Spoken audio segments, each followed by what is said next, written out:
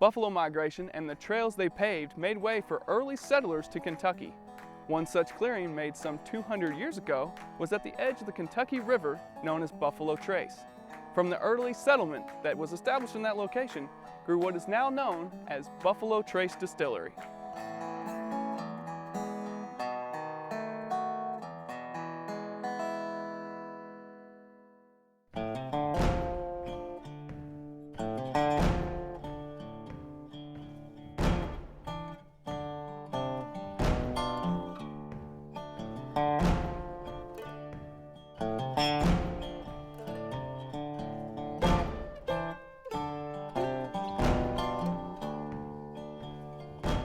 From the time that I first started working here, one of the things that I noticed that was really kind of interesting was it's all about family.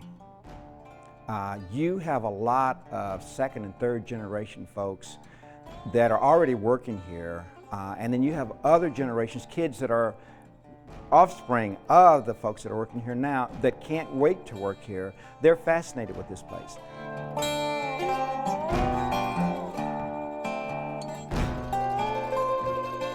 There's a picture around on the other side over here. It goes back to 1870. A lot of people see it and they don't understand what it's really showing them.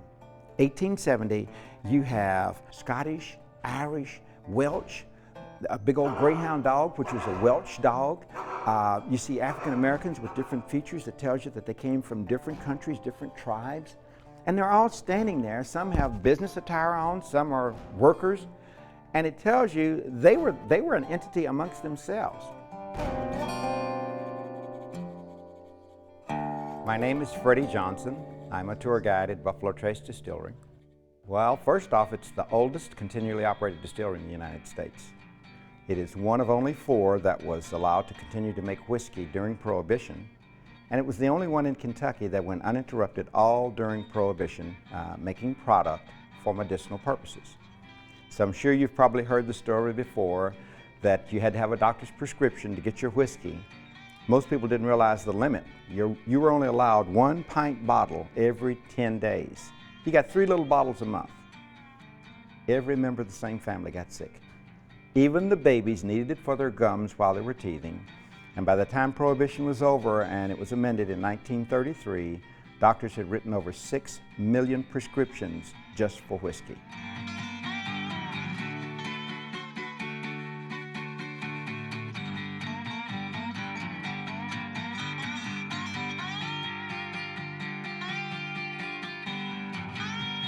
When Prohibition started, the objective was to do away with alcohol. And those 2,000 distilleries that were around basically were either shut down or closed down or burned down. Out of those 2,000, only 30 survived. Today there's only 10, okay? So 95% of all the bourbon in the world is coming from 10 major distilleries in and around the Kentucky area, this part of central Kentucky.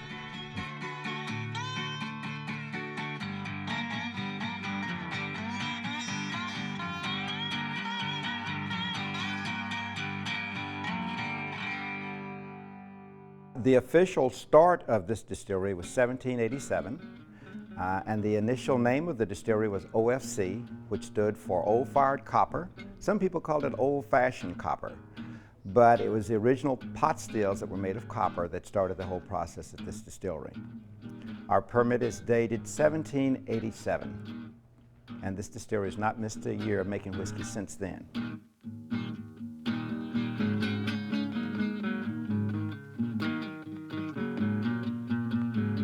Well, when they looked at the history of the area, they discovered that this was the original trace or trail of the buffalo. And when the family took over this distillery, they wanted to come up with a new product that was somewhat indicative of the area. Something new, something bold, and something that would stand on its own as an independent product. Hence the name Buffalo Trace, named after the buffalo that came through this area. My background and my link to this distillery is kind of interesting. My grandfather worked here for 52 years. He and Colonel Blanton became very good friends because as boys they played on the Kentucky River together. That's how they met. He had my grandfather come to work here at this distillery. My grandfather worked in the warehouse. He was a warehouse guy. He ended up being a warehouse foreman. Unheard of back in the day to have someone do that, especially an African American. Later on, my father started to work here. My dad came to work here in 1936. Took a break for the war and then came back and worked here for the next 42 years.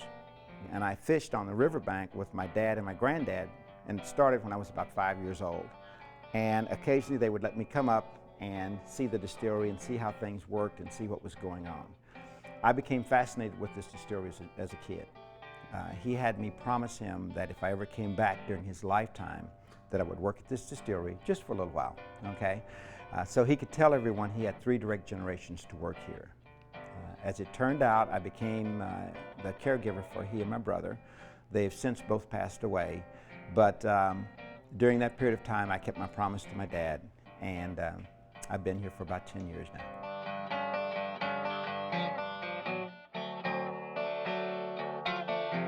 A lot of folks come through this distillery. Last year we went through, I think about 35,000 people visited Buffalo Trace Distillery.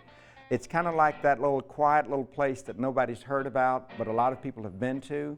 This distillery has won more national and international awards than any other distillery in the world. So it's not about just increasing production, it's about relationships and how you do things so that you make your job just as easy as someone else's job. So you'll notice as we go around here, everybody's talking to everybody else, everybody knows just about everybody else. It's like, you know, a lot of folks that come in here, they partner, they team up, they ride in together, but it's actually just a family.